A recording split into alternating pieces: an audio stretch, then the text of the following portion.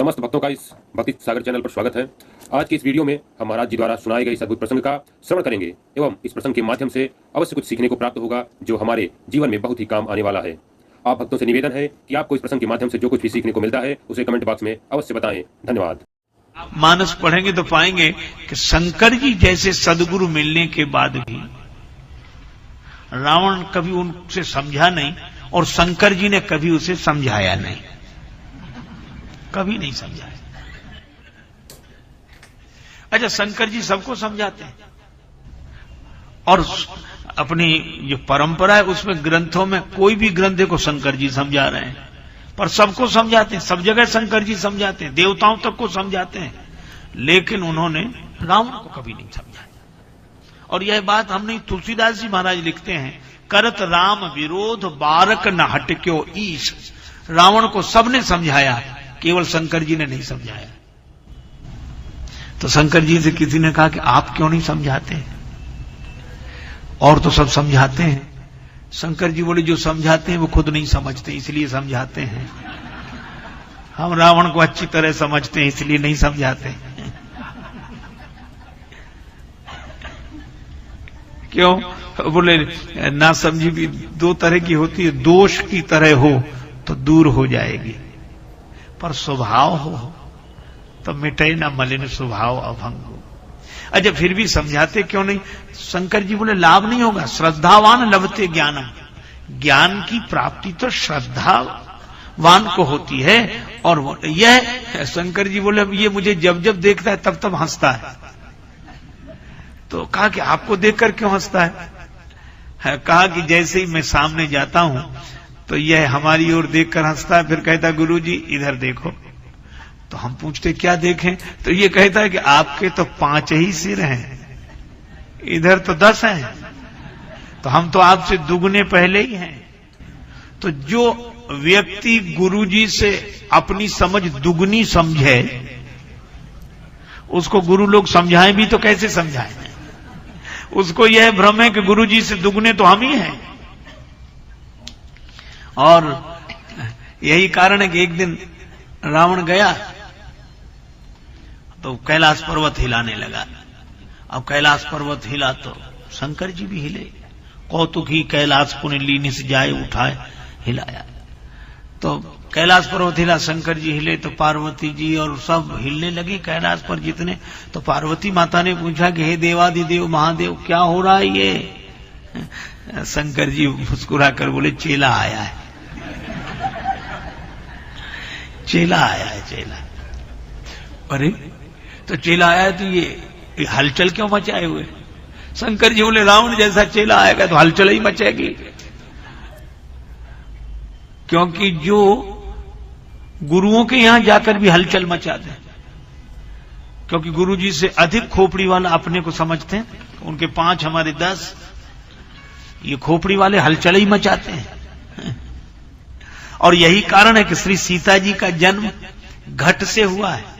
और घट शब्द में श्लेष है, घट घड़े को भी कहते हैं और घट हृदय को भी कहते हैं। और श्री सीता जी शांति हैं, भक्ति हैं। भक्ति का जन्म होगा तो हृदय से होगा। और एक अद्भुत संकेत है, रावण ने सीता जी का हरण किया है। भक्ति का जन्म हृदय से होता है, खोपड़ी वाले तो हरण करते हैं। और एक सज्जन बड़ी अच्छी बात कहते, इसका नाम ही खोपड़ी है, खो दिया है इसीलिए तो पड़ी है। अच्छा, रावण खोपड़ी वाला है। शंकर जी ने कहा ये तो हलचल मचाएगा, जरूर हलचल मचाएगा। और उस रावण से जब किसी ने पूछा क्या कर रहे हो तो बोले प्रणाम कर रहे हैं। कहा ये कैसा प्रणाम? तो बोले गुरु जी को सिरोधार्य कर रहे हैं। कैसे? कहा कैलाश पर्वत उखाड़ कर सिर पे रख लेंगे, पर्वत सिर पे, इसके ऊपर गुरु जी। तो कहा ये क्या है? बोले प्रणाम। कहा ये कैसा प्रणाम? प्रणाम तो ऐसा है कि शिष्य गुरु जी के चरणों में सिर झुकाता है और गुरु शिष्य के सिर पर हाथ रखते ऊपर उठाते कि उठो बेटा। शिष्य कहता है कि गिरना मेरा स्वभाव है और गिरते हुए को ऊपर उठा लेना आपका स्वभाव है। शिष्य का भाव यह है कि मुझे गिरते हुए को आपने ऊपर उठा लिया, गुरुदेव आपकी कृपा है इसलिए मुझे आज यह ऊंचाई मिली है, नहीं तो कैसे मिलती। जब तक बिके न थे कोई पूछता न था, तुमने खरीद कर अनमोल कर दिया। भाव तो यह है। पर रावण बोला इस तरह मैं प्रणाम नहीं करता। क्यों? का सब की तरह प्रणाम करूं तो सब में और मुझ में अंतर क्या है? तो कब वैसा प्रणाम नहीं करते, ऐसा करते हो क्यों? रावण बोला इसलिए कि मैं ऐसा चेला नहीं जिसे गुरुजी ऊपर उठाए। मैं तो ऐसा चेला हूं जो गुरुजी को ही ऊपर उठाए हुए हूं, सारी दुनिया देख ले। बोले मैं लोगों को दिखाने आया हूं कि गुरुजी के कारण मैं ऊपर नहीं उठा हूं, मेरे कारण गुरुजी ऊपर उठे हैं। बहुत बार चेलों को लगता है कि हमारे कारण गुरुजी ऊपर हैं, और रावण को ऐसे ही लगता है। तो रावण को गुरुजी हमेशा छोटे दिखते हैं अपने से, पर हिमालय से ऊंचा कौन? आकाश को छूने वाले शिखर हों जिसके। और उसने नारद जी को जब देखा, उन हिमालय राज ने निज सौभाग्य बहुत ही गिरिवर्णा कि आज मेरा बड़ा सौभाग्य है, बड़ा सौभाग्य है। क्यों? सदगुरु आए हैं। मंदिर में जाते हैं, जूते बाहर ही उतार देने पड़ते हैं। भगवान के चरणों का दर्शन करते हैं, सोचते हैं ये कोई ले ना जाए, बाहर पड़े हैं। एक व्यक्ति ने तो बड़े विचित्र ढंग से स्तुति करना शुरू किया।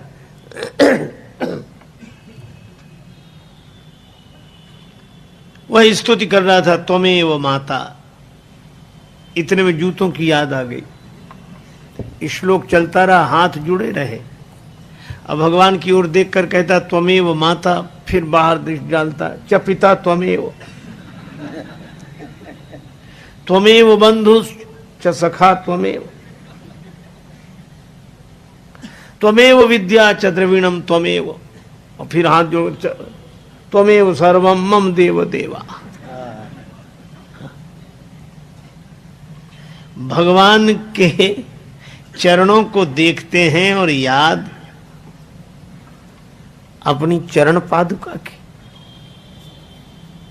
एक आदमी गया, उसकी वो मंदिर में दर्शन करने गया, बाहर से कोई उसके जूते ले गया, लौट कर आया, जूते नहीं मिले।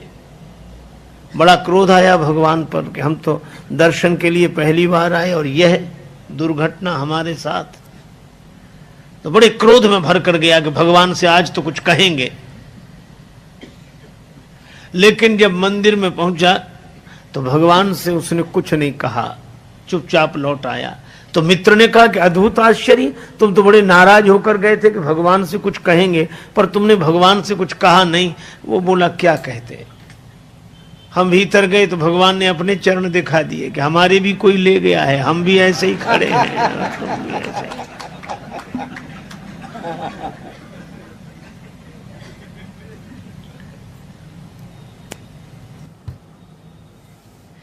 आप विचार करो, श्री सीता जी लंका में हैं, अशोक वाटिका में हैं, और अपने चरणों में दृष्टि पर मन राम जी के चरण कमलों में। और हम लोग यह भरत खंड समीप सुरसरी, थल भलो संगति भली। हम भारतवर्ष में गंगा जी के किनारे भगवान के मंदिर में, लेकिन मन कहां जाता है? हमारे गुरुदेव कहते थे भक्ति उसी की हो रही जहां टिका मन जाए, और अंत वही हो जाता है जिसे ले अपनाए। श्री सीता जी के चरित्र की महिमा का वर्णन क्या कोई कर सके? लंका में अशोक वाटिका में बैठकर अपने चरणों में दृष्टि रखकर मन राम पद कमल लीन। भगवान ने कहा कि अंगद जी को फिर भेजो। अंगद जी गए। हनुमान जी हैं पूरे साधु, अंगद जी हैं पूरे सिपाही। साधु आस्था की स्थापना करता है, सिपाही के द्वारा व्यवस्था की बात विधिवत होती है। अंगद जी ने नगर में प्रवेश किया, रावण का बेटा मिल गया। बंदर बोले वही राक्षस बोले वही बंदर फिर आ गया। लेकिन रावण के बेटे ने लात उठाई, मार नहीं पाई। अंगद जी ने गही पद पटके भूमि भमाई। राक्षस बोले ये बंदर वो नहीं, दूसरा है ये तो। रावण के बेटे को ही मार डाला, हाथ गिरते ही ऊपर गया। अंगद जी रास्ता नहीं पूछ रहे तो भी बता देते, इधर से इधर से इधर से। अरे रास्ता काहे को बता रहे? बोले आगे बढ़े, यहां से तो पीछा छूटे। और रास्ता इसलिए भी बता रहे हैं कि हम तो पहले ही समझ गए थे, वही नहीं समझा जो सिंहासन पर बैठा उसी को समझाओ। अंगद जी को देखकर सभासद उठे, रावण ने फटकारा तो बिचारी न बैठ पाए न उठ पाए। कौन है तू? अंगद जी ने जो उत्तर दिया वो बड़ा अद्भुत। कह लंकेश कवन तय बंदर। हनुमान जी के सामने तो रावण बोलता गया, अंगद जी ने बोलने ही नहीं दिया। कह लंकेश कवन तय बंदर। अंगद जी बोले मैं रघुवीर दूत दस कंधर। तू कहे हमसे बंदर, हम कहें आदरणीय श्रीमान जी पूजनीय। एक चौबे जी थे, उनसे कोई कहे चौबे जी तो चौबे जी कहते हां जी, और कोई कहे चौबे तो फिर कहते क्यों बे। अंगद जी ने कहा कि तू मुझसे बंदर कहे, और अंगद जी फिर चुप नहीं हुए। मम जन कहीं तो रही मिताई तव हित कारण आयो भाई, मेरे पिता से तुम्हारी मित्रता थी, तुम्हारे भले के लिए आया हूं। मेरा कहना मानो, पुरजनों को और रानी महारानियों को साथ में लेके दांतों के नीचे तिनका दबाओ, कंठ में कुल्हाड़ी रखो और फिर भगवान से जाकर प्रार्थना करो तो मेरा भरोसा है कि भगवान तुम्हें क्षमा कर देंगे। और जो वैसे ही नहीं जा रहा था, इतनी शर्तों के बाद जाएगा। अंगद जी सोचते हैं कि जाए ही नहीं सो अच्छा।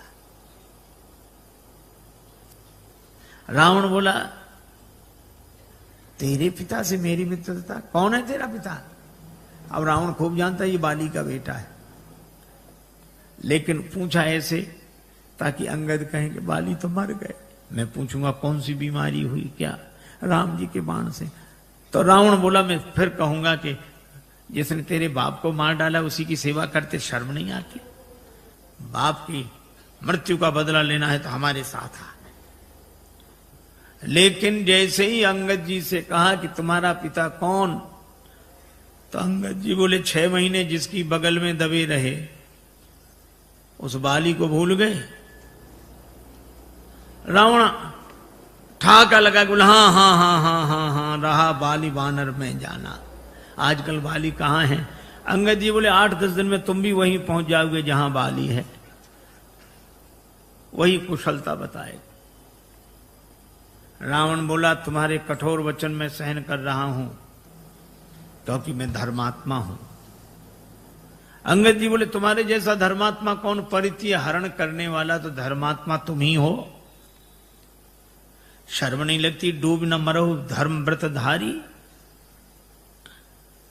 रावण ने कहा तू मुझे नहीं जानता, मैंने अपने सिर काट काट कर शंकर जी को चढ़ा दिए, मैं वीर हूं। अंगद जी ने कहा इंद्रजाली अपना पूरा शरीर काट देता है, कोई उसे सेना में भर्ती नहीं करेगा कि बड़ा वीर है। मैंने जला दिए सिर। अंगद जी बोले जरा ही पतंग विमोह, बस पतंगे रोज जलते हैं। दूसरे दिन अखबार में खबर नहीं छपती कि पिछली रात इतने पतंगे वीर गति को प्राप्त हुए। ये कोई वीर गति है?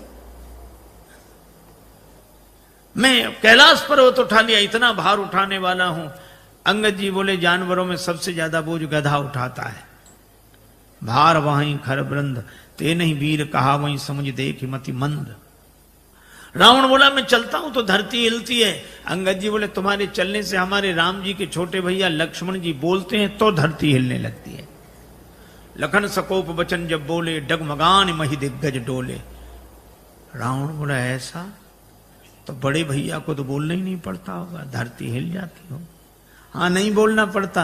वे धनुष पर हाथ फेने सर चाप कर फेरन लगे तो भूधर डगमगे।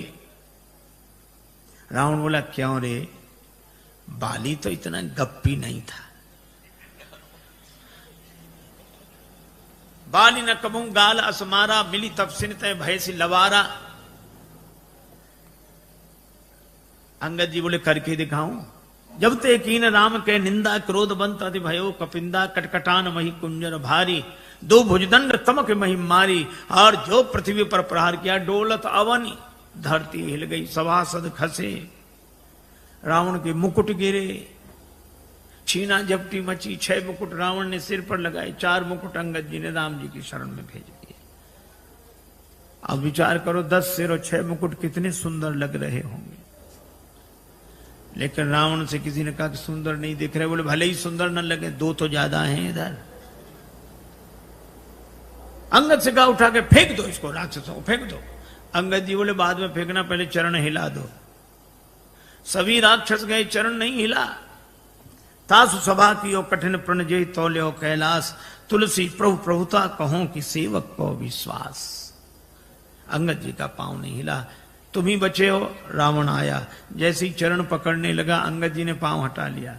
रावण बोला यह क्या किया? अंगद जी बोले झुकना यहां सिखा रहे हैं, पर चरण पकड़ना हो तो भगवान का पकड़ो। साधु वही है झुकना अपने चरणों में सिखाए, पर चरण भगवान का पकड़ाए।